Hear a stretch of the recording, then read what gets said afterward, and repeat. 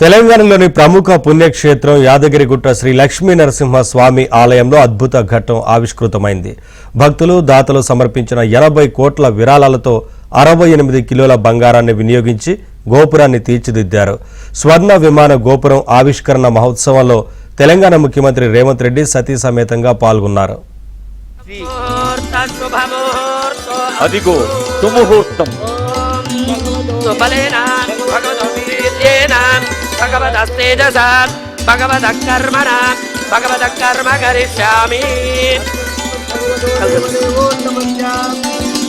యాదగిరిగుట్టలోని ప్రధాన ఆలయ స్వర్ణ విమాన గోపుర ప్రారంభోత్సవం వైభవంగా జరిగింది. దేశంలోనే అత్యంత ఎత్తైన స్వర్ణ విమాన గోపురంగా రికార్డులకెక్కిన ఈ గోపుర ప్రారంభోత్సవానికి సీఎం రేవంత్ రెడ్డి దంపతులు హాజరయ్యారు. యాగశాలలో సీఎం రేవంత్ దంపతులు ప్రత్యేక పూజలు చేశారు. వానమామలై మఠం 31వ పీఠాధిపతులు రామానుజ జీయర్ స్వామి పర్యవేక్షణలో కార్యక్రమాలు నిర్వహించారు.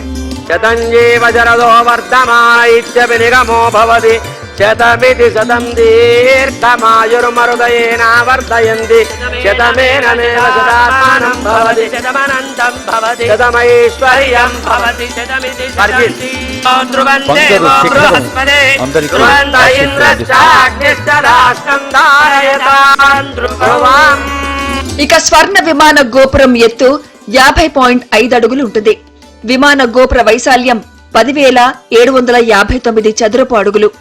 గోపురం మొత్తానికి స్వర్ణ తాపడం చేసేందుకు 68 కిలోల బంగారాన్ని వినియోగించారు. చెన్నైకి చెందిన మెస్సర్ స్మార్ట్ క్రియేషన్ సంస్థ ఈ పనులు నిర్వహించింది. బంగారు తాపడం చేసేందుకు మొత్తం 3,90,00,000 రూపాయలు ఖర్చు చేశారు. తాపడం అమర్చే పనులకు మొత్తం 68 కిలోల బంగారం, గోల్డ్ ప్లేటింగ్ తయారీ, అమెరికాకు 8 కోట్ల వరకు వెచ్చించారు.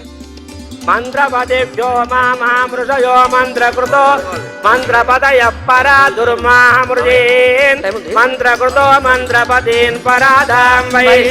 మార్చి 1 నుంచి జరిగే స్వామివారి వార్షిక బ్రహ్మోత్సవాల ప్రారంభానికి ముందే స్వర్ణ తాపడం పనులు పూర్తి చేయాలని లక్ష్యంగా పెట్టుకున్నారు. పనులు సకాలంలో పూర్తి చేసి సంప్రోక్షణ పూజలు నిర్వహించారు.